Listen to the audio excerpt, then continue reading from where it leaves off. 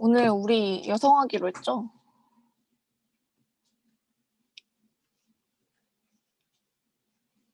제가 지금 이걸 계정 때문에 컴퓨터로도 하고 그 아이패드로도 해가지고 오늘 채팅 보기가 좀 어려울 수도 있어요.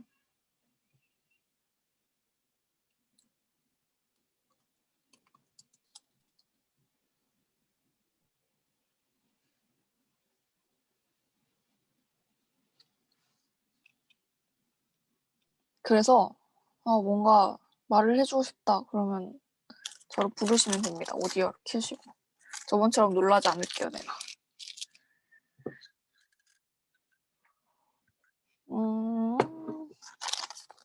조금만 더 기다리다가 오늘 해볼게요. 오늘 여성하기로 했죠, 우리. 여성 그때 했었나? 기억이 안 나네요. 조금 아주 간단하게 하지 않았나요? 그랬죠. 아주 간단하게 했던 것 같아요. 그냥 근데 나도 여성 그렇게 잘하는 편은 아니어서. 저도 여성 못해가지고 진짜 꽈락하는 거 아닌가 했거든요. 근데 여성은 하면 점수가 잘 나오는 과목 중에 하나인 것 같아요. 일단 기록을 하고 있으니까 저희 5분까지만 기다리고 그 다음부터는 기록을 눌러주고. 자, 일단 여성 간호를 이제 우리가 말이 바뀌었잖아요. 모성 간호학으로. 아니, 모성 간호에서 여성 간호로 바뀌었잖아요. 이 바뀌게 된 이유가 참 중요합니다. 왜냐하면 이게 처음에는 왜 모성 간호학이라고 했는지, 당연히 모성 간호학이 뭐예요, 여러분? 산육기, 그리고 임산부, 이런 여성들을 대상으로 해가지고 왜 남성 간호학 없냐고 그 남성분들이 많이 질문하셨잖아요. 근데 왜 여성 간호학만 있냐 하고 봤을 때 원래는 이들 산육기랑 임산부들을 위해서 우리가 이제 간호를 제공하기 위해 여성 간호학이 따로 나왔던 건데, 얘가 따로 나왔는데 이게 시대가 변하면서 더 이상 이 여성들이 이 임신과 출산 이후에도 다른 여러 가지 여성 질환을 겪는다는 게 밝혀진 거잖아요. 그래가지고 이것도 우리 간호사들이 제대로 케어해줘야 된다. 그래서 여성 간호라는 그 이름이 붙여지게 된 거예요. 변하게 된 거예요. 그래서 모성과 여성이 바뀌면서 어떤 개념들이 특징적으로 변했는지 이걸 좀 흐름을 생각을 하면서 생각을 해보면 좋습니다. 요즘 여성들이 전부 다 애 낳고 출산하는 거 아니잖아요. 옛날에는 아이를 낳고 출산하고 이게 굉장히 보편적이었던 거죠. 정말 뭔가 문제가 있어서 애를 못 낳지 않는 이상 여성이라면 무조건 출산과 양육이 같이 동시에 진행이 됐었어야 되는 거예요. 그래서 얼마나 중요했겠어요, 출산이. 왜냐면 우리 출산하면 굉장히 많은 것들이 달라지잖아요. 호르몬도 변할 것이고 여성의 어떤 신체적인 정상 기준도 굉장히 달라지게 돼요. 우리 산육기 산과 간호를 여러분들 들어가셨겠죠? 간호학과 이제 4학년이 거의 끝나니까. 그래서 산과 간호를 가면 이게 뭔가 아닌 것 같은데, 어버너멀한 것 같은데 옵저베이션 해도 괜찮다, 이런 식의 의견들을 많이 들어보셨을 거라 생각을 해요. 그만큼 성인과 산육부에 대한 기준이 다르기 때문에 우리가 원래 모성 간호학을 공부했던 이유가 이 출산과 임신의 과정에 초점을 맞춰서 공부를 했었다. 그런데 이제 현재 사회로 들어오게 되면서 여성 간호의 개념이 많이 달라지게 되었다. 이게 굉장히 중요한 핵심적인 그 맥락이라고 생각을 하시면 됩니다. 그래가지고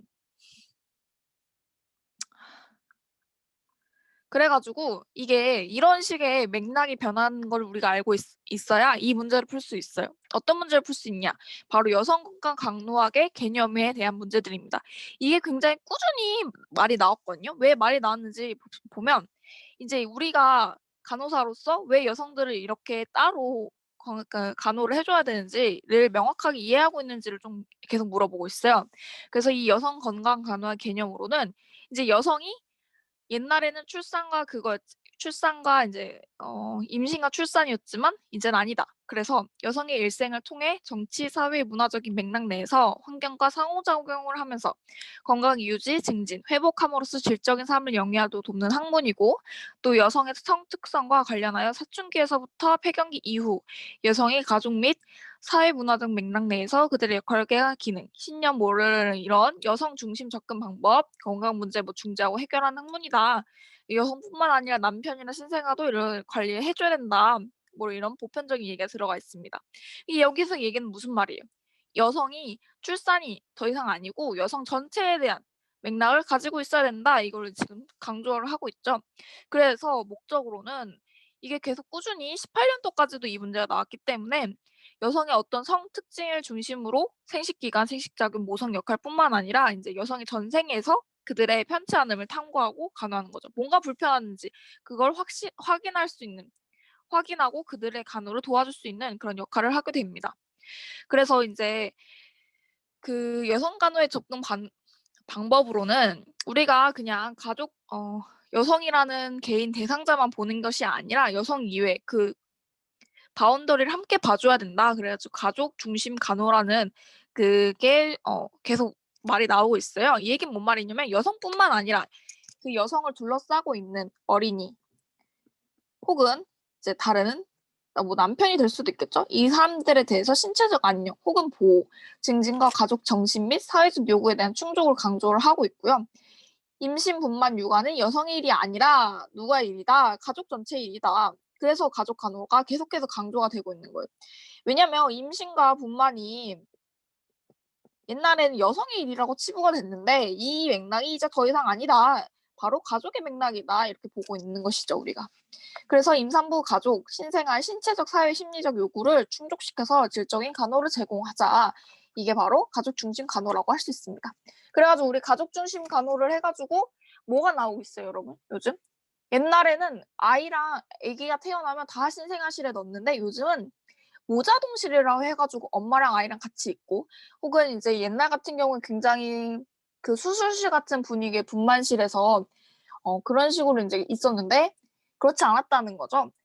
그래서 요즘 같은 경우는 가족 분만도 많이 하고 참여 분만이나 이런 식의 그 가족과 함께하는 분만이 굉장히 맥락으로 자리 잡게 되었다. 이런 흐름들이 있다. 그리고 이런 흐름들을 우리 간호사들 어떻게 받아들여야 돼? 잘 받아들일 수 있게 하기 위해서는 왜 우리가 이런 걸 봐야 되는지 이거에 대한 충분한 사전적 지식이 있어야 실제 그 조산원 가서도 이게 왜 이렇게 같이 하는지 알 수 있겠죠. 그래서 이런 부분들이 있고 또 여성 간호에는 여성 중심 간호라는 것도 있어요. 이거는 이제 뭐냐 여성주의의 기초에서 이 여성을 이해하고자 하는 거죠. 왜냐면 우리가 그 원래는 이런 의학이라는 것 자체가 여성 중심이 아니라 되게 남성 중심이라고 할 수 있었잖아요. 그래서 옛날 같은 경우에는 그 뭐라지 여자들이 부끄러워서 의사한테 안 가니까 의녀라는 제도가 도입이 될 만큼 이런 의학 같은 경우에는 남성을 기초로 했단 말이에요. 그래서 이런 부분을 좀 탈피하고자 여성 간호는 여성주의 기초에서 여성을 이해하고자 하고 또 여성들이 그들의 삶의 전체를 고려한 총체적인 존재로 인식하게 하고 또 여성의 입장에서 그들의 건강 문제를 해결해 주려고 하고 또 여성이 수동적이고 단순히 반응하는 존재가 아니라 이제 능동적인 존재를 본 거죠. 그래서 이런 부분들에 있어서 뭔가 옛날에 갖고 있던 편견들이 자연스럽게 변화하는 모습을 좀 우리가 인지하고 있어야 된다. 간호사들도 이런 부분을 알고 있어야지 이제 환자들한테 대응을 할 수 있다. 이런 걸 의미하고 있습니다. 그래가지고 그 다음으로 보면 여성 건강 간호에서 뭐 다른 여러 질환들도 많이 나오지만 특히 이런 질환도 다루고 있어요.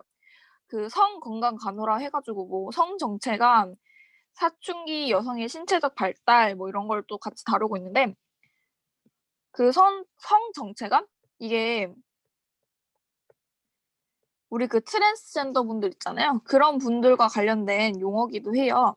그래서 이제 생물학적 요인, 생식 세부적 요인, 양육 방식, 성장 과정 등에서 경험에 의해서 형성되는데 이런 성 정체감이 제대로 형성되지 못한 경우에는 이제 우리가 혼돈을 느끼게 될 수 있죠. 자신의 뭐 해부학적 성과 생리학 정신적 성에 맞지 않는 것과 같이 그럼 이제 이 사람들은 어떻게 되겠어요? 나중에 트랜스젠더와 같이 이제 소수자가 될 수 있는 가능성이 있는 것이죠.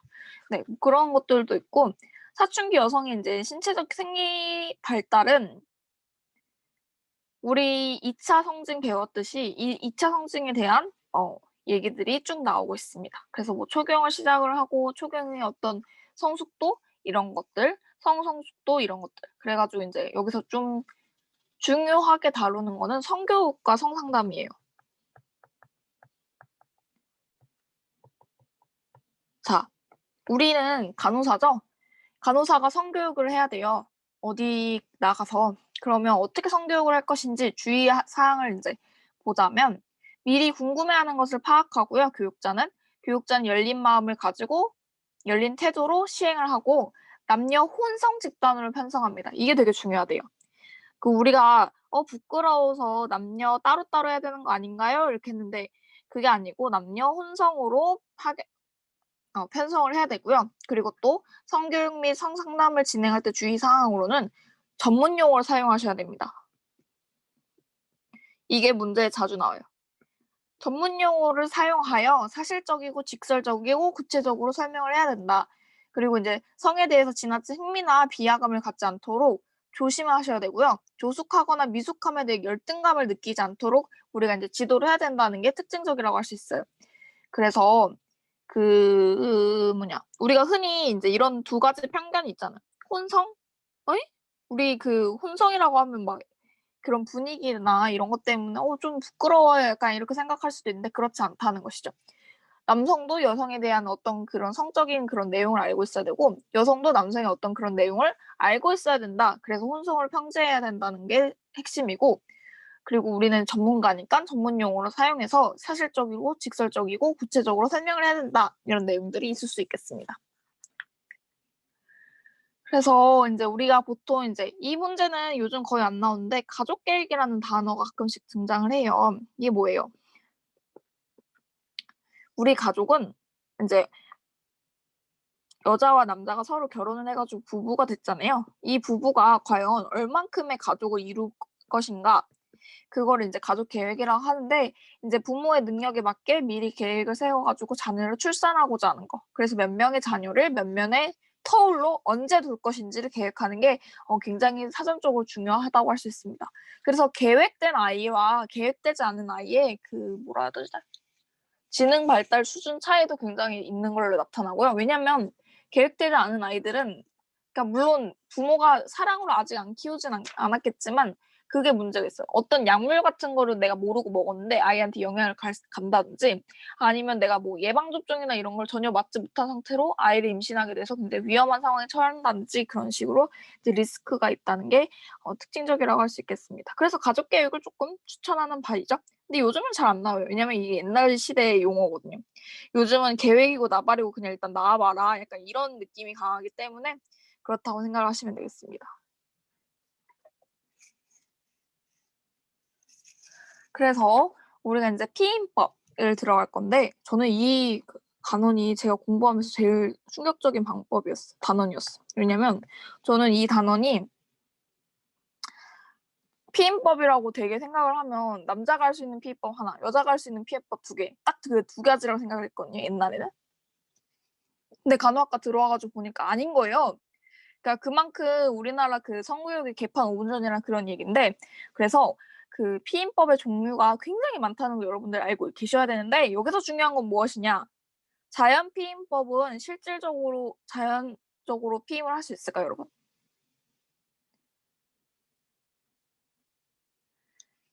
자연 피임법 여러분 월경주기법, 기초체험법, 경관점액관찰법이 있대요.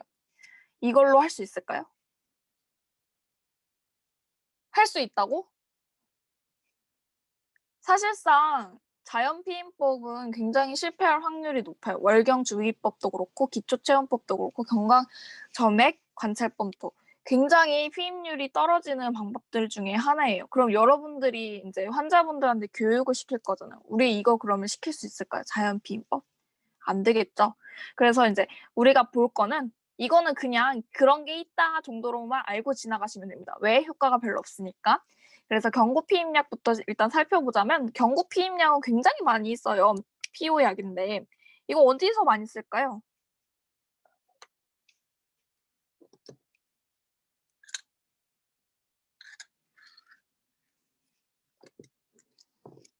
경구 피임약 언제 많이 쓸까요? 피임 외에도.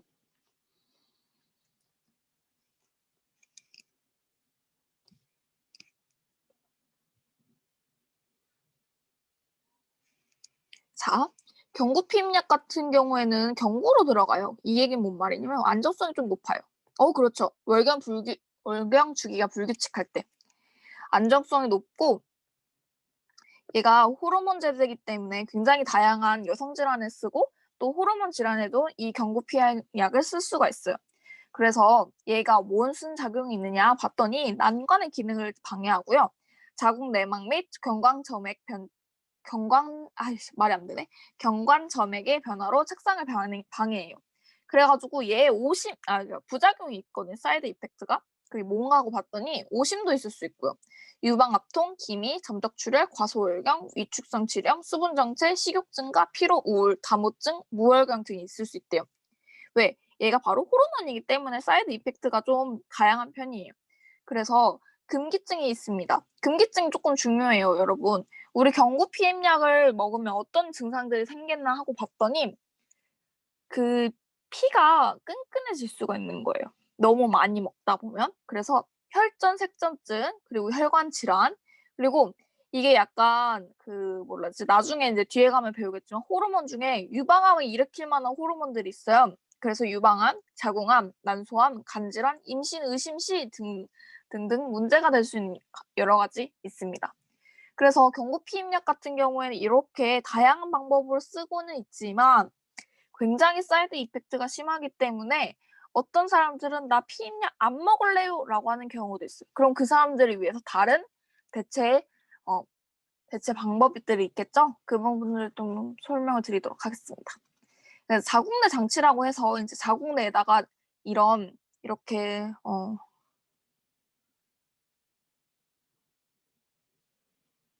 정말 못 그렸다. 자, 웃으라고 여러분 그려놓은 거예요. 이게 믿기지 않으시겠지만 자궁입니다. 자궁에다가 여기가 이제 우리가 흔히 태반이 이제 착상되는 부위죠. 그래서 이 부분에 이렇게 생긴 장치를 넣어요. 이걸 보통 임플란론이라고도 하고 상품명이에요. 그런 것들은 전부 다. 그런 것들이 있는데 이제 이런 걸 가지고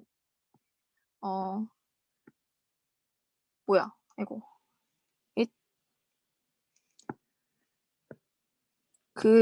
요렇게 해가지고 여기다가 딱 붙여주거든요. 이거를 인서트를 해줘요. 그럼 어떻게 되느냐? 맞아, 미레나도 있어요. 인서트를 해주면 여기에 원래는 태반이 이렇게 붙었어야 되는데 이 태반이 붙지 못하고 떨어져 나가게 돼요.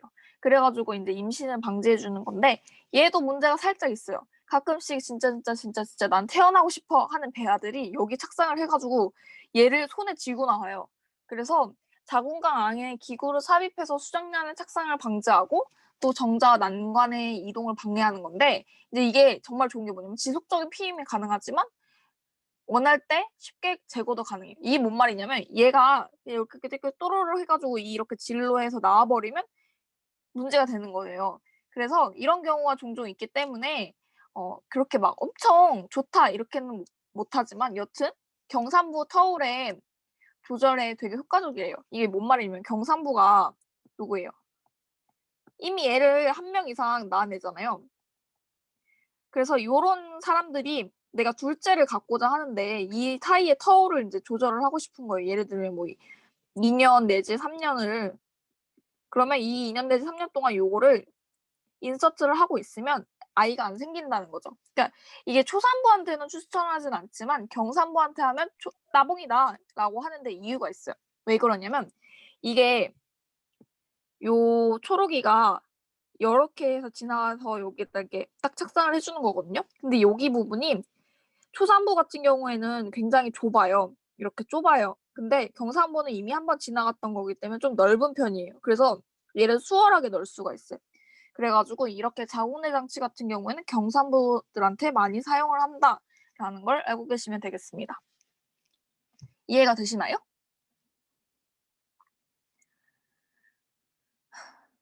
아, 근데 오늘 뭔가 말이 계속 엉켜, 입안에서. 마음에 안 들어.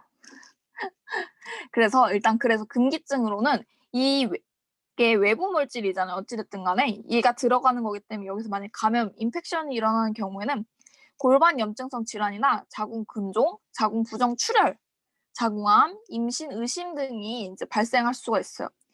그래서 이게 좀 날카롭게 생겼다 했나? 그래가지고 여기 이렇게 좀 지나가면서 스크래치도 생기고 뭐 그러나 봐요. 그래가지고 이거 좀 싫어하는 의사들은 싫어하더라고. 그래가지고 이렇게 여성 간호가 조금 어렵다 싶으면 그 요즘 그 있던데? 우리 동네 산부인과인가? 유튜브 채널 있더라고요. 그 산부인과 셋이서 나와가지고 하시는 분들 있어요. 그 채널을 좀 구독을 해보는 것도 저는 괜찮다고 생각합니다. 그래서 일단 다음으로 넘어가서 우리가 근데 이렇게 했는데도 애가 생길 수 있다고 얘기를 했잖아요. 계속 영구피임법이라는 게 있어요. 이거는 아주 간단합니다. 그냥 묶거나 없애면 돼요. 묶는 거는 보통 이제 정관을 묶겠죠? 정관을 묶든지 정관을 아예 없애버리든지 그러면 안 나와버립니다. 조금 무서울 수 있지만 그런 게 돼 있다 이렇게 생각을 하시면 되고요. 그래서 영구피임법은 좀 쉬워서 넘어가면 우리가 이제 그 원래는 없었는데 이게 새로 생겼어요. 응급피임법이라고. 이게 왜 없었냐? 옛날까지만 해도 응급 그 피임약이 뭐라고 들었지? 불법이었거든요. 근데 어느 몇 년 전에 이게 합법화가 되면서 그 병원에서 응급 피임약, 이건 나태약이 아니에요, 여러분. 피임약을 응급으로 그 72시간 내에 처방을 해줄 수 있는 그런 법이 통과가 돼가지고 이게 받을 수가 있어. 처방전이 있으면. 그래가지고 이게 어떤 작용인지 보자면 이걸 이제 응급피임법이라고 하는데 배란을 억제하거나 지연시키고 자궁 내막을 얘가 변형을 시켜가지고 착상을 방지하는 거예요. 그러니까 보통 피임약들이 두 가지 방법이에요. 자궁 내막에 그 뭔가를 해가지고 착상을 방지를 하든지 아니면 난관으로 가는 그 정자의 움직임을 막든지 그 둘 중에 하나인데 여튼 얘는 착상을 방지를 한대요. 그리고 난관의 운동도 같이 억제를 한다는 게 있습니다. 그래서 얘는 다 반드시 의사의 처방전이 필요하고요. 72시간, 성교 후 72시간 내에 복용을 해야 효과적인데 얘가 성교한 후에 빨리빨리 먹을수록 최대한 빨리 먹을수록 효과가 직방이라는 그런 얘기가 있어요. 그래서 수정량 착상 후에는 효과가 볼 수 없어요. 이 얘기는 뭔 말이에요? 수정량이 착상한다는 거는 이미 아기가 생겼다는 얘기예요. 그래서 이거는 얘를 없애는 약은 그거밖에 없어요. 낙태약밖에 없는 거고 우리가 흔히 말하는. 근데 얘는 그게 아니기 때문에 수정란이 착상하기 전 배아 상태가 아니라 그 수정란 착상하기 전에는 이게 효과적이다. 그리고 이거 어떻게 할 수 있냐? 피임이 어떻게 성공했는지 알 수 있냐? 일주일 이내에는 반드시 질출혈이 봐야 됩니다. 그래서 얘를 먹었더라 해도 만약에 임신이 됐잖아요. 그러면 태아 기형은 유발하지 않는다는 특징이 있어요. 이런 걸 조금 알고 계시고 여기서 중요한 건 뭐냐? 72시간, 일주일, 그리고 전이라는 게 중요합니다. 의사의 처방이 꼭 있어야 되는 약이고 72시간 내에 반드시 먹어야 되는 약이고 그리고 일주일 후에 질출혈로 이 피임이 성공했는지 확인할 수 있다 정도만 알고 계시면 되겠습니다. 요 정도로 피임량을 조금 간단하게 하고 넘어갈게요. 아이고. 지금까지 어려웠던 점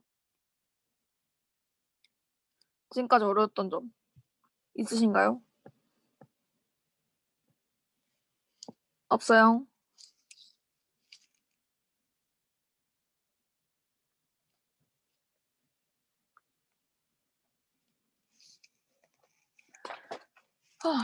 그래가지고 이제 좀 어려운 파트를 우리가 들어갈 건데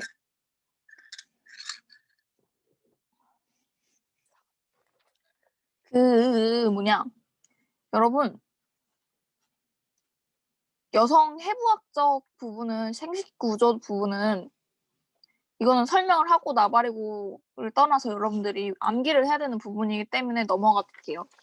중요한 것만 알려준다면 자궁 인대 부분은 꼭 아셔야 되고요. 이걸 왜 알아야 되냐면 나중에 뒤에 가가지고 그 뭐시기냐 아기를 낳았을 때 어떤 인대가 어떻게 작용하는지 그 부분을 좀 공부를 하셔야 되기 때문에 자궁 인대 종류랑 기능 꼭 아시면 될 것 같아요. 그리고 그 아니에요. 우리 그 뭐냐 말이 생각이 안 나네. 자궁경부암 검사 어디서 하는지 그런 것들 조금 공부를 해보시면 될 것 같습니다. 그래서 그 부분만 빼고는 이 해부학에서 좀 나오는 건 없어요. 이 해부학에서 왜 안 나오냐면 어차피 여러분 뒤에 가시면 공부를 해야 되기 때문에 안 나오는 거예요, 문제가. 그래서 이제 난소 호르몬의 분비랑 기능으로 좀 들어가 보도록 해요. 여기가 진짜 너무너무 어렵죠. 여기서 못하면 뒤에 가서 다 망해요. 그러니까 뭔 얘기냐? 여러분들이 죽었다 깨어나도 에스트로겐, 프로게스테론, 릴락신 정도는 알고 계셔야 된다는 거죠. 그래서 이제 에스트로겐이 뭔가 하고 봤더니 남포 호르몬이라고 해요. 난소의 과립막, 남포막, 황체, 태반, 부신, 피질 등의 분비가 되는데 여기서 분비가 된다는 얘기예요. 그래서 기능으로는 자궁 내막을 얘네가 비호시키고 크게 만든다는 얘기죠. 자궁을 키우는 친구들이 에스트로겐이다. 이렇게 생각을 하시면 되겠습니다. 그래서 이 친구들이 뭘 하는지 또 봤더니 자궁 근육에 이제 혈액을 공급을 해준대요. 그래야 자궁 근육이 크겠죠. 그런 것들이 있고 자궁경관의 점액 분비 및 pH도 증가시키고 견사성이 증가돼서 양치협상이 형성되는데 이게 뭔 말이냐면 그 양치협상이라고 쳐보시면 현미경 사진 뜰 거예요. 그런 식으로 촘촘하게 뭔가 이렇게 뜬다 이런 얘기거든요. 그래서 점성분은 떨어지고 왜 이렇게 돼야 될까요, 여러분? 견사성이 왜 커져야 될까요? 우리 그 정자가 안에 들어와서 임신이 돼야 되잖아요. 얘네는 그걸 도와주는 역할이에요. 그래서 정자가 들어오면 잘 그 난소까지 그러니까 난자까지 만나러 갈 수 있도록 그렇게 도와주는 친구들이라고 생각을 하시면 됩니다. 그래서 pH도 높아지게 되고요, 이 친구들. 그런 그 임신의 우리 생리 주기를 생각을 해보면서 공부를 해보시면 좀 도와줄 것 같아요. 그래서 얘네가 또 난관의 운동 속도 촉진을 해요. 이 난관이 어떤 원리라고 생각하시면 되냐면 우리 그 장이 움직여야 변이 배출이 되듯이 난관도 운동성을 가져야 정자가 난소까지 빨리 이동을 하는 거예요. 언제? 그러니까 얘네가 그 정자의 그 꼬리 움직임을 도와주는 애들인 거죠. 한마디로 하자면 이 호르몬이 그래서 배란기 때 운동 능력이 최대화해가지고 이동을 촉진시키는 거예요. 난자도 빨리 오게끔 하고 정자도 빨리 오게끔. 그런 특징들이 있고 유방의 젖생관을 발달시키고 FSH의 분비를 억제시키고 LH의 분비를 촉진한다는 어려운 말이 나오고 있습니다. 이 FSH에서 S가 뭘 의미하는지 아세요, 여러분? 그렇죠, 자극. 잘했어요. 그러니까 이걸 모르면 어려운 거예요. 처음부터 끝까지 다 외워야 되니까 스틸말이거든요, 얘가. 그 자극한다 그런 의미이기 때문에 그런 걸 꼭 알고 공부를 해보시면 호르몬이 훨씬 쉽습니다. 그래서 프로게스테론 넘어가 보자면 이제 프로게스테론은 뭐예요? 황체 호르몬, 임신 유지 호르몬이라 하거든요. 그래서 프로게스테론이 임신 초반에 낮다 그러면 아기가 죽은 거예요. 그래가지고 그 시험관 하시는 분들은 이 프로게스테론에 엄청 예민하시거든요. 그런 것도 있습니다. 그래서 임신 유지 호르몬이 얼마나 중요한 친구들이냐지 한번 봅시다. 얘는 황체, 난소, 태반, 부신, 피질에서 분비가 되고요. 특히 태반에서 많이 나오는 애예요. 자궁 내방의 수정란의 착상 및 임신 유지를 당연히 도와주고요. 그 나소목맥을 이제 형성하는데 얘가 필요해요. 그래가지고 혈액을 공급하고 산 분비를 증가시키고 글리코겐을 축적해가지고 착상에 적당한 영양 상태를 형성하는 것도 얘예요. 자, 글리코겐 축적하는데 그게 왜 영양 상태지? 라고 생각할 수도 있죠. 글리코겐은 당이에요, 여러분. 당을 왕창 부어놓는 거예요. 그러면 거기에 어떻게 되겠어요? 촉촉하게 영양 배지 상태가 되겠죠? 그래서 수정란이 지속적으로 발달하는 데 도움을 줄 수 있습니다. 또 프로게스테론 자궁근을 이완해가지고 운동성을 떨어뜨려요. 이게 뭔 말이냐면 우리 아기가 이렇게 그 편안하고 아늑한 공간에 있어야 되잖아요. 근데 자궁근이 이렇게 꽉 조여 있으면 편안하고 아늑하지가 못해. 그래서 아기가 잘 자랄 수가 없어서 이 친구가 나오면 자궁근이 이완이 되는 거죠. 그런 특징들이 있고 역시 얘도 난관의 영동 운동을 촉진시켜가지고 수정란을 이제 얘가 수정란이 딱 하고 만들어져 가지고 다시 자궁각 내로 들어와 가지고 착상이 돼야 되잖아요. 그걸 도와주는 친구라고 생각하면 됩니다. 역시 점액의 정성도도 증가시키고 백혈구도 증가하고 견사성, 양치 협상은 감소해요. 그래 가지고 더 이상 다른 정자들이 들어오는 걸 막습니다, 이 친구가. 그래서 이제 이 호르몬이 기초 체온을 상승시키기 때문에 배란기라는 걸 알게 해주는 친구예요. 근데 아까도 말했다시피 기초 체온으로 우리가 주기를 알고 피임법을 하는 거는 의미가 없기 때문에 넘어가도록 하겠습니다. 뭐 그런 것들이 있고요. 그래서 난소 주기, 난포기, 배란기, 황체기는 못하면 안 됩니다. 이거는 난소 자체, 난소만 놓고 봤을 때 난소가 이렇게 변합니다라고 하는 거예요. 그래서 난소주기랑 월경주기랑 헷갈릴 텐데 난소주기랑 월경주기가 어떻게 헷갈린지 저는 잘 알고 있습니다. 그래서 여러분들이 하실 일은 난소주기랑 월경주기를 같이 하나의 A4 용지에다가 써서 그 각각의 어떤 호르몬들이 역할이 있고 어떤 일들이 벌어지는지 합치셔야 돼요. 난소주기랑 월경주기랑. 왜냐면 얘네가 진짜 헷갈리기 때문에 가끔씩 황체기를 줘놓고 분비기 아니야? 이렇게 물어보는 애들이 있어요. 그렇기 때문에 꼭 난소주기랑 월경주기랑 같이 공부하시길 바랍니다. 그래서 이 부분은 여러분들 어차피 공부를 하셔야 되는 부분이기 때문에 일단 넘어가도록 하겠습니다. 그래가지고 이제 좀 중요한 부분. 여성 생식기 건강 사정 부분이 나올 거예요.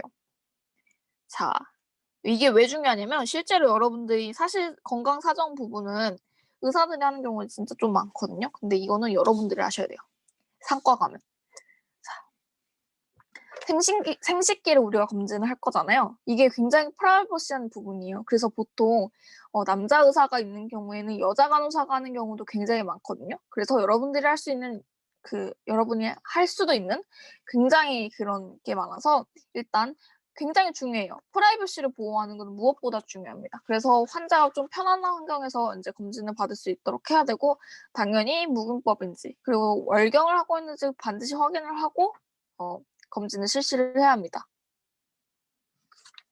그래서 이제 우리가 뭐 시즌도 해보고 복부 사정도 해보고 외생식기 검진도 해보고 질병 검사, 뭐 검사물 채취, 양손집잘법 이런 식으로도 순서가 있는데 이거는 크게 중요한 바는 아니고요. 일단 골반 근육의 지지 정도를 사정하는 게 조금 중요해요. 검지랑 중지를 이제 질 안으로 넣어가지고 대상자에게 아래로 힘을 주겠을 때 이게 만져지면 괜찮은 거고 아니면 문제가 있는 거거든요. 그래서 이 골반 근육을 왜 확인을 하냐? 여러분들 할머니 같은 경우에 그 자궁하수가 발생했을 때 이 골반 그 인대 근육에 문제가 생겨서 이런 문제들이 발생하는 경우가 많아요. 그래서 이런 부분을 여러분들이 꼭 놓치지 않고 할 줄 알아야 당황을 안 하겠죠, 가서. 그래서 질경 검사 같은 것도 이제 질 후벽으로 45도 각도 넣어주라. 이제 비틀어서 삽입을 하고 질경의 날이 수평이 되도록 회전시켜라. 뭐 이런 내용들이 있고요. 그리고 여기서 중요한 게 그 질경 검사를 할 때 이거를 열린 상태에서 빼줘야지 불편하지 않대요. 이런 것들 조금 알고 계시는 게 중요하고요. 이 양손질찰법이라고 하면 이제 양손으로 촉진해가지고 사정하는 방법인데 한 손은 검지와 중지, 질강에 넣고 다른 한 손은 치골교합과 제하부 복부 사이에 놓아가지고 자궁 크기라든지 압통, 종양 여부, 질경관, 자궁 난관, 난소, 직장 등을 사정할 수 있는 방법입니다. 실제로 많이 사용하는 방법이라고 해요. 그러니까 여러분들 이거 까먹으면 안 되고 직장질 검사도 자주 한다고는 들었는데 크게 막 중요한 검사는 아니에요. 여러분들 많이 하지는 않을 거예요. 그리고 뭐 항문 검진 이런 것도 있고 우리가 이제 중요하게 공부해야 되는 건 바로 펩스미어죠. 자, 이 펩스미어 어디서 하는 건가요? 이 검사. 무엇을 보죠? 펩스미어는? 그렇 후지런기?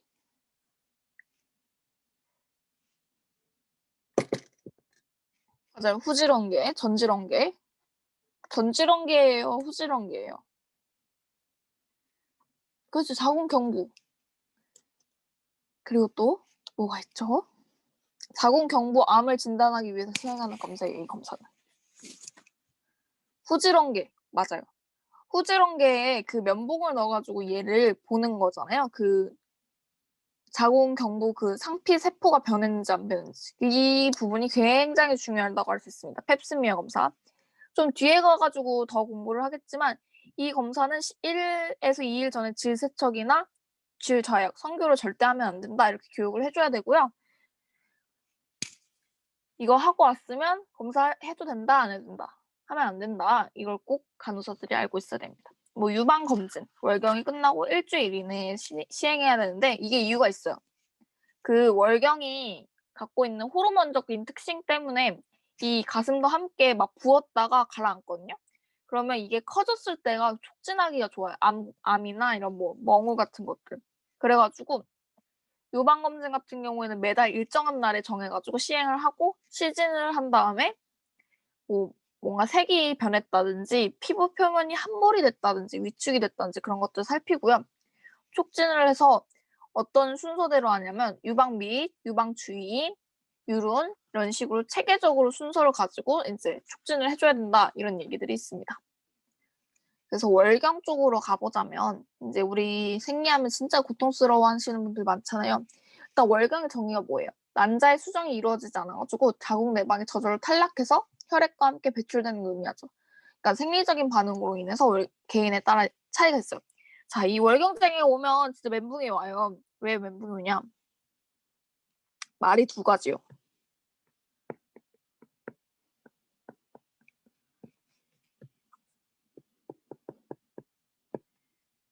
자, 월경장애 굉장히 많아요.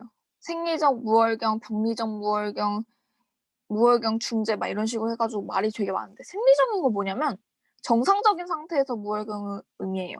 임신을 했거나 수유를 했거나 초경이 하지 않았거나 폐경기 이후면 당연히 월경을 안 하는 게 맞는 거잖아요. 그런 건 생리적인데 얘가 해야 되는데 안 하는 거 그런 건 다 병리적이라고 생각하시면 됩니다. 그래서 이제 2차 성징 없이 만 14세까지 초경이 없는 경우이거나 2차 성징하고 상관없이 만 16세가 되었는데 초경이 없다면 원발성 무혈경이고 이거는 이유가 없다는 뜻이에요.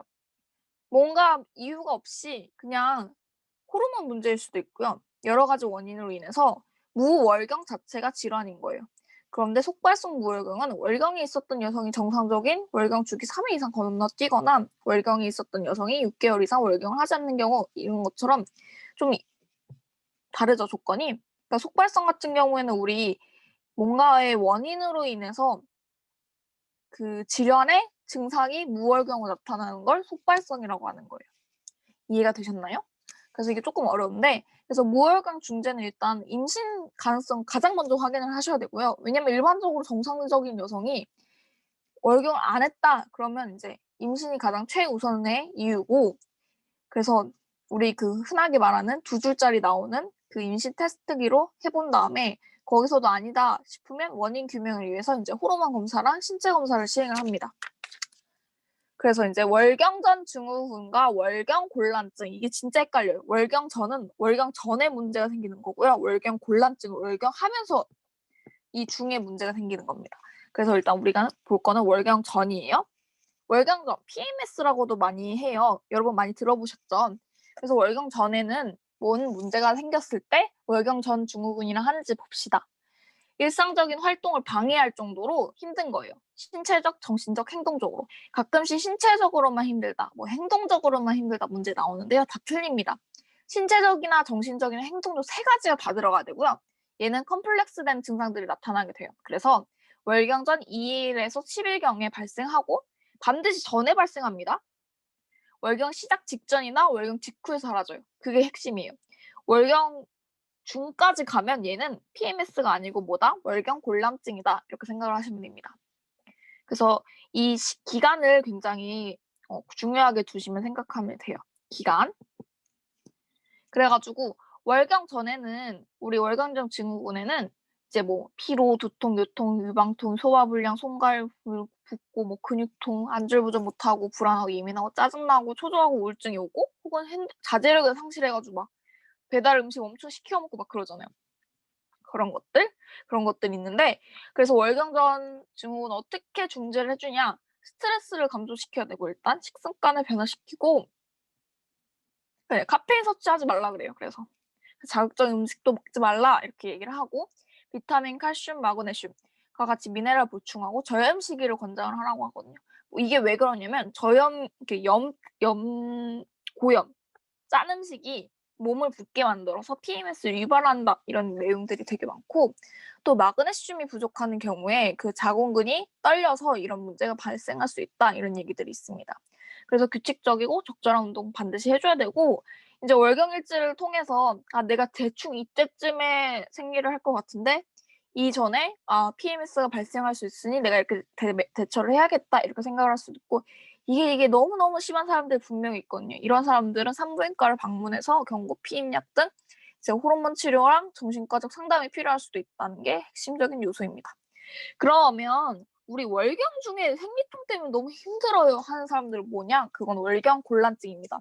여러분들 이 개념을 절대 헷갈리시면 안 돼요. 그래서 그 뭐냐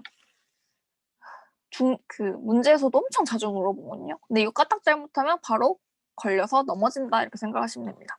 그래서 월경 곤란증은 뭐가 있냐? 아까 무월경 생각나시죠? 원발성과 속발성 나눴던 거. 그래서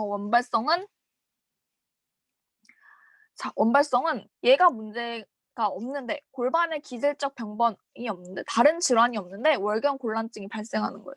그러니까 한마디로 말하자면 다른 질환이 없는데 생리통이 너무 심한 거예요.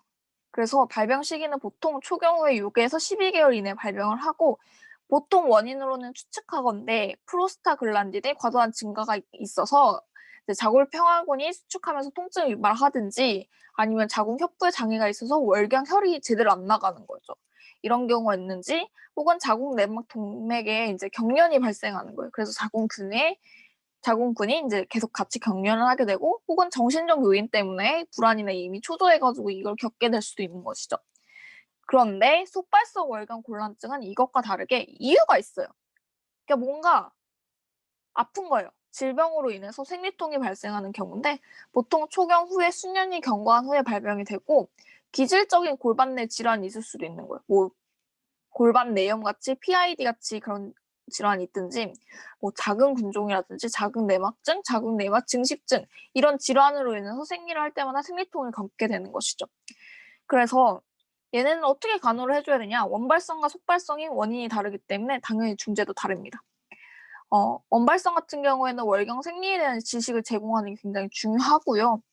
그리고 얘는 왜냐면 이유가 없기 때문에 어떤 질환으로 인해서 생리통을 겪는 게 아니잖아요. 그래서 월경 생리에 대한 지식을 제공을 하고 운동, 수면 당연히 해줘야 되고요. 스트레스 관리나 뭐 안정, 온열요법을 할 수도 있고 아까도 얘기했다시피 저염, 고단백, 비타민 시기를 해줄 수도 있습니다. 그리고 이게 너무 심하다 그러면 에스트로겐이나 자궁 수축 용해제를 사용할 수도 있어요. 여기서 중요한 거는 자주 물어보는 거는 지식 제공에 대한 그게 굉장히 중요해요. 간호사는 환자한테 나 이렇게 불안해요 혹은 나 이렇게 힘들어요 했을 때 공감과 함께 교육을 할 수 있어야 되기 때문에 월경 생리에 대한 지식 제공이 중요하다고 생각할 수 있습니다. 그러면 속발성 월경 곤란증을 어떤 간호를 해줄 수 있냐? 원인에 따른 치료를 당연히 해줘야 돼요. 왜냐하면 뭐 자궁 근종으로 인해서 생리통이 심하다면 자궁 근종을 해결해줘야 되고요. 뭐 자궁 내막증으로 인해서 생리통이 심하다 그러면 자궁 내막증을 치료해줘야 됩니다. 그래서 적당한 운동 및 수면은 당연한 거고 얘는 그 실질적으로 질환이 있고 그걸로 인해서 월경 곤란증이 발생하는 거고 통증이 있는 거기 때문에 엔세이드랑 경구 피임약을 사용할 수 있다는 게 특징적이라고 할 수 있습니다.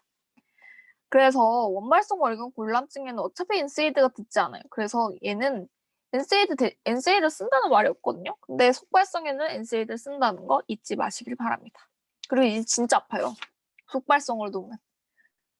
그래서 보통 나 진짜 생리통이 너무 심해서 병원을 다닌다 이런 분들은 보통 속발성 월경 곤란증으로 구분을 하고 있다는 특징이 있습니다. 원발성은 그 정도로 아프지는 않아요. 그냥 불편하다 정도?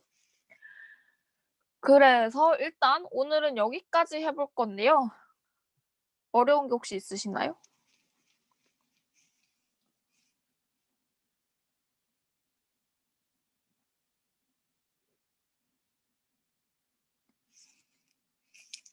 어려운 거.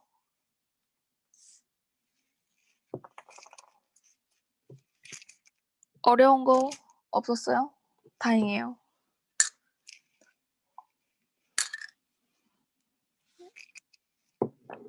아, 그 유산 부분 한번 볼까? 유산?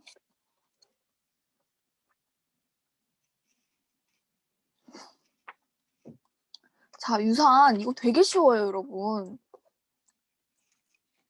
절방 유산이 뭐예요? 이거를 그림을 내가 그려줄게. 뒤로 갈수록 쉬운데 여성은? 앞은 진짜 쉬운 거예요, 여러분. 내가 너무 희망적이지 않은 얘기를 했나? 자, 여러분 이렇게 절벽이 있다고 칩시다. 얘는 절벽이에요. 여기 있는 애가 태아예요. 나 갈까 말까 갈까 말까 하는 게 절방유산이에요. 이렇게 생각하면 쉽죠? 그래서 절방유산은 임시 20주 이전에 출혈을 동반하는 유산 형태여서 갔다 갔다 하기 때문에 얘가 잘 치료를 해주면 임신 유지를 할 수 있어요. 이게 키포인트예요. 아직 얘가 가지 않았어. 그래서 조금만 하면 살 수도 있어. 그게 핵심이에요. 그래서 이게 절방유산인 거고 이렇게 생각하면 쉽잖아요. 그쵸? 자, 불가피유산 봅시다. 이게 되게 어려워하더라고. 불가피유산은 엄마 이렇게 자궁이 있다고 쳐봅시다. 믿기진 않겠지만. 그래서 여기 애가 있었어요. 애가 있었는데 이게 갑자기 여기가 이렇게 하고 열린 거야. 갑자기. 그래서 아기가 이렇게 나왔어. 그래가지고 나와버리면 끝나는 거예요. 그게 불가피유산이에요. 더 이상 아무것도 해줄 수 있는 게 없어요. 모든 게 다 나왔기 때문에.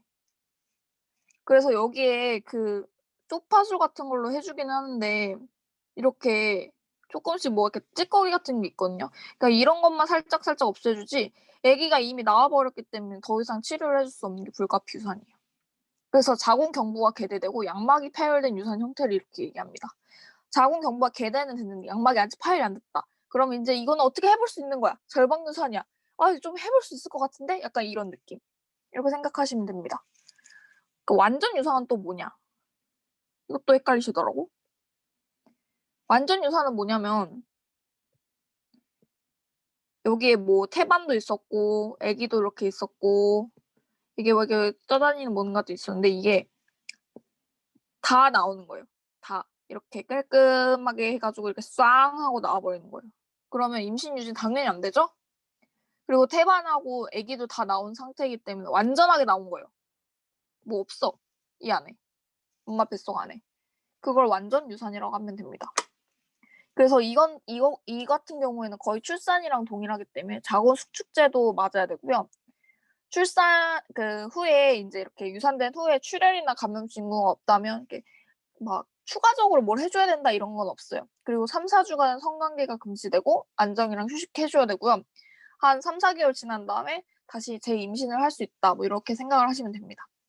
그리고 여기서 핵심. 아까 그 뭐냐 불가피유산이랑 뭐가 다르냐 했는데 얘는 이미 이렇게 나와버리고요. 이게 나오면 어떻게 돼요?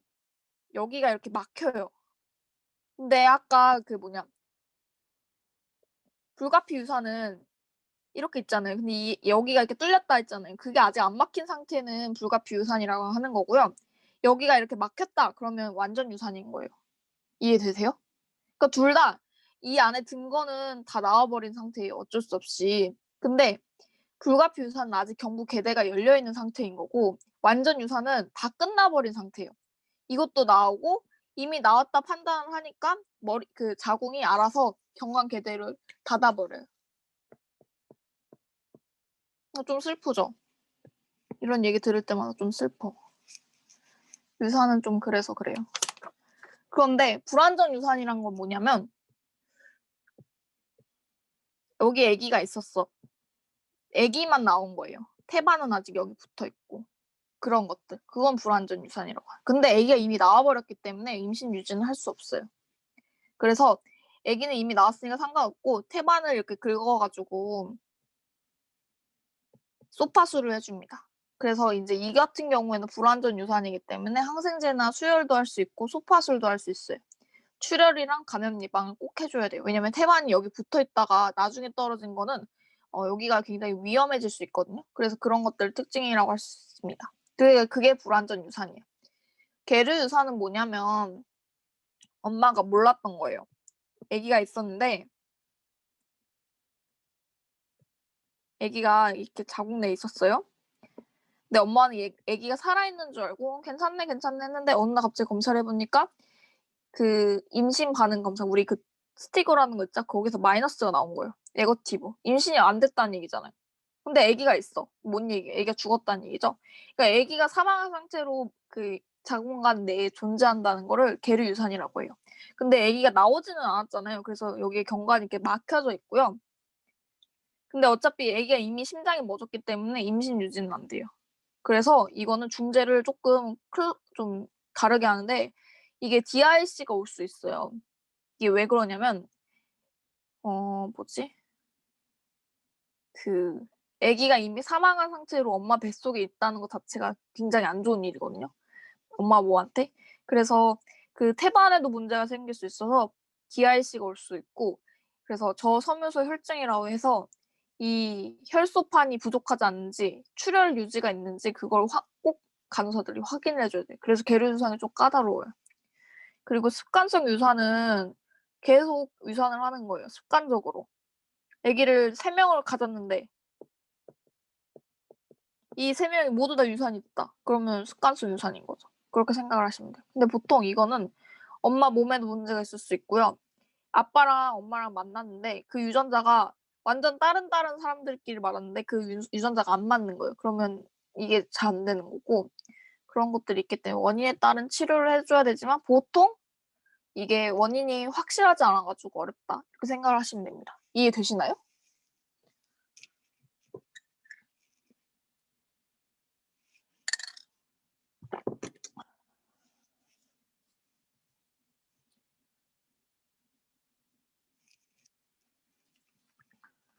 그래서 이 유산 부분은 조기 유산이랑 후기 유산. 그러니까 조기에는 12주 이내를 조기라고 하고 후기는 12주에서 20주 그 이후를 후기라고 하죠. 그런 것들 조금 잘 알고 계시는 게 중요하고 유산은 워낙에 잘 안 나와요. 왜냐하면 뭐 낼 게 없어 솔직히 말해서. 이건 당연한 것만 나오거든요. 그러니까 유산 구분하는 거는 조금 공부를 하시면 괜찮을 것 같고 사실 그것보다 중요한 거는 DIC 기억 안 난다고? 그럴 수 있죠. 공부 다시 해야 돼요. 그거 아직 그 혈액 파트여가지고 좀 어려울 거예요, DIC는. 그 자궁의 임시 분분, 프레그넌시, 에토픽 프레그넌시 이게 굉장히 중요하고요. 자궁의 임신, 그리고 포상기 때도 굉장히 중요합니다. 왜 중요할까요? 자궁의 임신은 이게 진짜 산과적 응급 상황이에요, 여러분. 그 ER에서 세상 이름 맙소사, 어머, 큰일 났어요 하면 둘 중에 하나, 애가 바로 나온든지 아니면 자궁의 임신이거든요. 그만큼 자궁의 임신은 출혈량이 어마무시하기 때문에 얘는 한번 탁 하고 터지잖아요. 그러면 진짜 병원 난장판이 됩니다. 산모분도 진짜 심각하면 사망에도 이를 수 있어요, 이거는. 그리고 포상기태 같은 경우에는 왜 중요하냐면 이게 겉으로 봤을 때는 임신 같은데 임신이 아니고 결국엔 암을 발생시킬 수 있는 굉장히 무서운 질환이 될 수 있거든요. 그래서 중요한 거예요. 포상기태가 암이 될 수 있는 이유는 포상기태 자체의 특성 때문이에요. 암이 뭐죠? 그냥 끊임없이 그 계속 세포가 분배되는 거잖아요. 복제되고.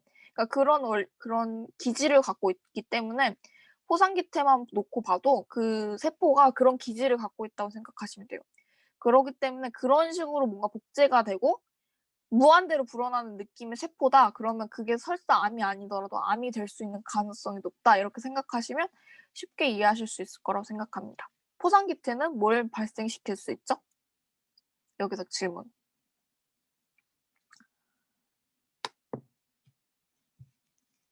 그렇지, 육모상피암. 그래서 육모상피암이 제일 번지기가 쉬운 데가 폐암이기 때문에 이걸 굉장히 주의하셔야 합니다. 그래서 폐암은 우리 몸에서 통증이 없는 그거예요. 장기예요. 그래가지고 폐암이 발생하면 우리가 쉽게 알아채기 굉장히 힘듭니다. 그렇기 때문에 여러분들이 육모상피암이 왜 위험한지 그리고 이 육모상피암이 전이가 되면 폐암이 되는데 폐암이 왜 위험한지를 꼭 알고 계셔야 문제를 푸는데 어려움이 없으세요. 그리고 전치 태반도 굉장히 중요해요. 반전치 태반, 전치 태반, 태반 조기 박리, 태반 조기 박리는 진짜 이거는 산모가 사실상 거의 생존하기 어려워요. 이거 뭐지 다큐멘터리 되게 많이 봤는데 진짜 산모가 갑자기 죽었다. 그러니까 갑자기가 아니고 애를 낳다 죽었다 그러면 태반종리방 때문에 죽는 경우가 굉장히 많아요. 그래서 진짜 피도 많이 흘리고 의사가 손으로 막고 들어갑니다. 어떻게? 질에다가 주먹을 넣어서 태반을 이렇게 막고 들어가요. 무섭죠. 그래서 의사들이 그거 하기 싫다고 그 다큐멘터리 나와가지고 얘기를 했었는데 그 정도로 이게 이머전시한 그런 질환이라고 생각을 하시면 돼요. 그래서 왜 이머전시한 걸 우리가 알아야 되는지 생각을 해봐야 되는 거죠. 아, 이 이머전시는 증상을 우리가 정확하게 알고 있어야 빠르게 의사한테 노티할 수 있고 대처가 할 수 있어서 사람이 살 수 있다. 이걸 생각하시면 어떤 걸 집중적으로 공부를 해야 되는지 조금 감이 올 수 있어요. 자간정증이나 자간증 같은 경우에도 굉장히 자주 있습니다. 왜? 우리나라 노산모들이 굉장히 많아져가지고 임신성 당뇨와 함께 이런 위험 질환들 굉장히 많이 생기고 있어요. 그리고 심장질환 같은 경우에는 이게 좀 특징이 있어요. 심장질환 산모들은 노말 딜리버리를 할까요? 아니면 C섹을 할까요?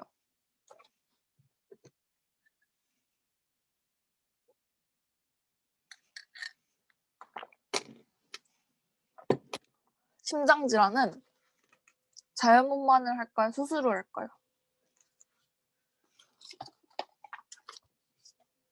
굉장히 중요한 문제입니다.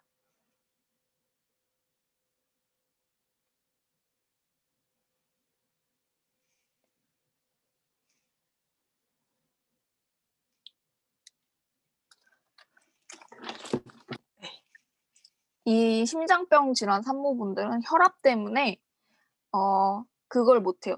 마취를 못해서 C섹을 할 수가 없고 자연분만을 하셔야 됩니다. 이분들. 우리가 흔히 착각하기 자연분만하면 더 힘들어가지고 이 산모분들한테 위험한 거 아니야? 이렇게 생각할 수 있는데 마취가 더 위험해요. 그래서 C섹을 할 수가 없어서 자연분만을 합니다. 맞아요. 흡입분만을 해요. 그래서 이제 의사 선생님들이 이제 이 산모분들 절대 힘을 줘서는 안 되기 때문에 흡입분만을 유도를 해가지고 아니 흡입분만으로 이제 좀 도와주는 그런 형식이라고 생각을 하면 됩니다. 실제로 저도 흡입분만 한번 본 적 있었는데 산모분이 힘을 못 줘가지고 애는 진짜 조그만 애기였는데 너무 지친 상황이었던 거예요. 근데 수술을 하기에도 애매해. 그래가지고 이건 안 되겠다. 백큐um 갖고 오십시오 해가지고 백큐um을 뺀 적이 있었거든요.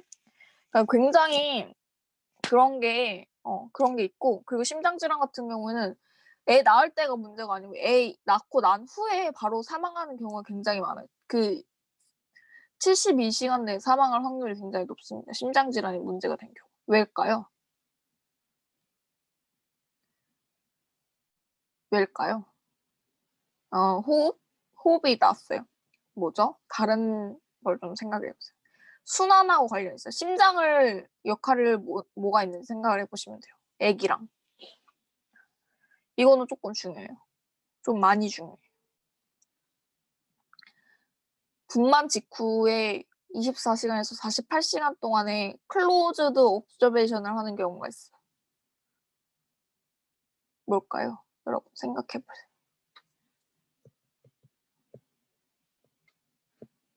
출혈 위험?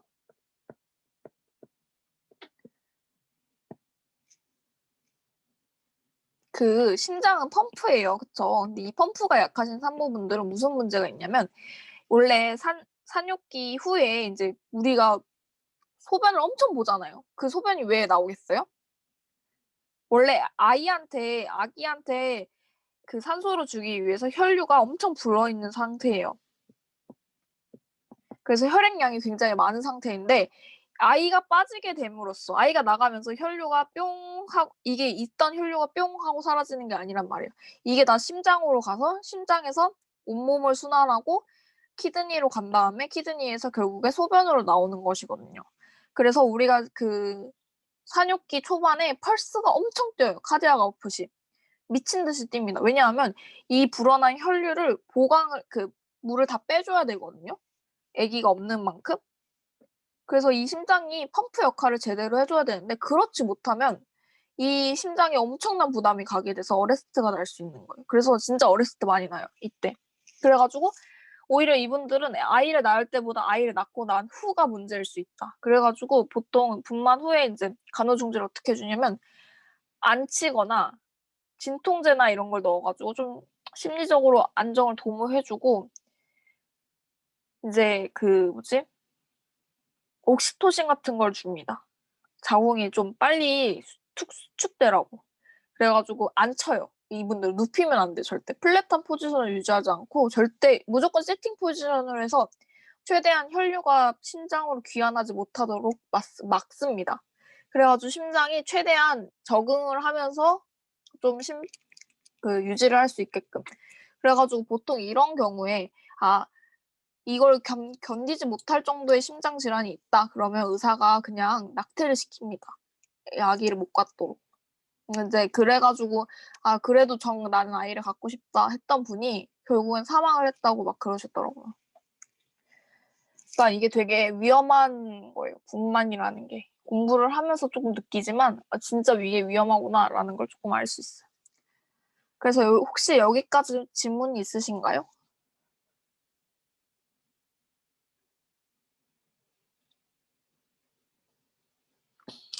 오늘 조금 내용이 많았어요. 그쵸? 이렇게까지 꼼꼼하게 볼 생각은 없었는데.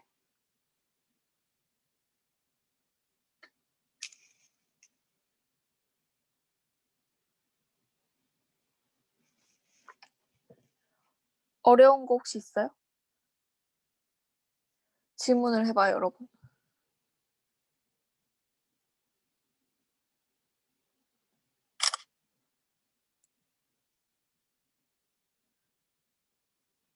인식성 고혈압?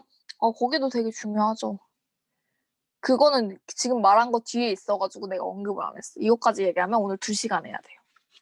인식성 고혈압, 자간전증 그거기 때문에 굉장히 중요합니다. 잘 모르겠다고? 자간전증? 근데 이건 공부를 하셔야 돼요. 근데 이건 뭐 설명할 게 별로 없는데? 왜 이게 설명할 게 별로 없냐면 얘가 원인도 없고 기전이 진짜 어려워요. 맞아, 헬프. 이거가 이제 그거죠. 중증의 자간전증에 대한 심텀 이니셜이잖아요. 그래서 이게 왜 사실 자간전증이 그게 아닌 게 보통 요즘은 워낙에 그 옵저베이션이 잘 돼가지고 자간전증까지도 안 가요. 그냥 좀 고혈압이 있습니다. 약간 이 정도? 그리고 임산부들이 그렇게까지 건강 관리를 안 하시는 분들이 없기 때문에 옛날에는 뭣도 모르고 자간전증인지 자간증인지도 모르고 있다가 정말 출산이 임박해서 다 말기 지나가지고 온 사람도 되게 많았거든요. 근데 요즘은 그렇게까지는 없는데 그래서 문제가 좀 잘 안 나오기도 해요. 17년도까지 나왔을걸요, 이게 아마? 그런데 나온다면 나올 수 있죠. 중요하기는 하니까. 근데 이 문제는 그렇게 어렵지 않아요.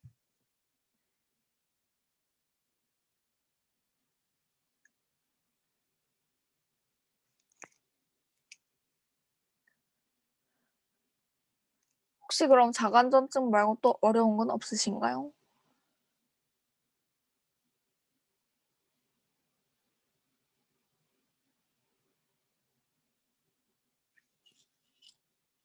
길이 재는 부분?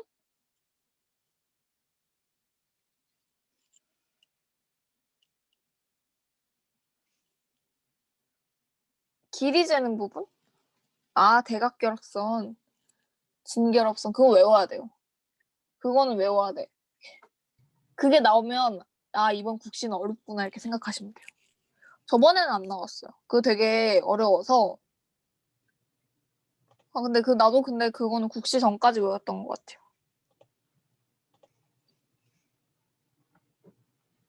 그럼 이 정도까지 하고, 외워도 전 바보라고.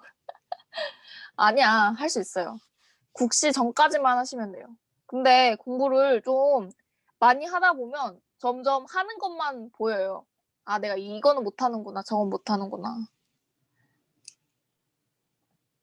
그러면 일단 오늘 여기까지 하도록 하겠습니다. 이거 좀 기록을 했으니까요, 여러분들. 기록본도 올려드릴게요. 유튜브에다 올릴 거예요, 아마도.